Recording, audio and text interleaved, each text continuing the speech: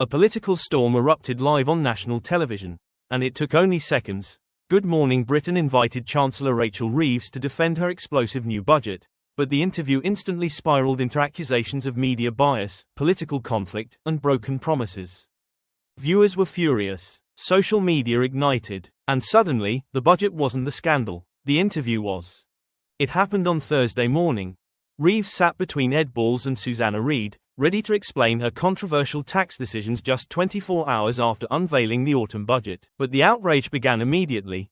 Audiences couldn't believe that Ed Balls, a former Labour politician and husband of Foreign Secretary Yvette Cooper, was interviewing his wife's colleague. To them, the conflict of interest was undeniable. Online reactions were sharp and fast. He's biased. He's pro-Reeves. He literally just praised her budget on air.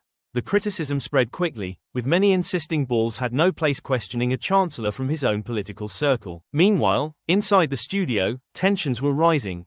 As Reeves tried to justify tax freezes and increases, Reid challenged her. How can the public trust anything you say if manifesto promises are already broken? The chancellor insisted she had kept tax rates stable, but Reid cut in. That's not true. The friction was unmistakable. The pressure mounted, and then came the line viewers replayed over and over. Ed Balls and Rachel Reeves, they both need sacking. The fury online reached a peak. Critics blasted the show. How can GMB question the Chancellor when the presenter's wife sat next to her in Parliament yesterday? It's farcical.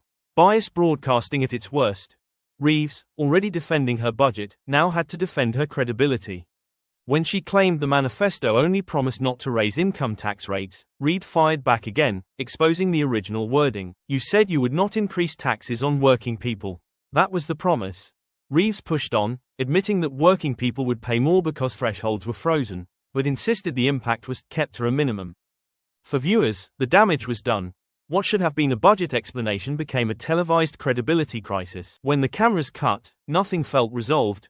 The budget remained controversial. The interview raised new ethical questions about media neutrality, and the public's trust, already fragile, took another hit. On social media, the debate rages on. Was this a journalist doing his job, or a politician interviewing a colleague, protected by proximity?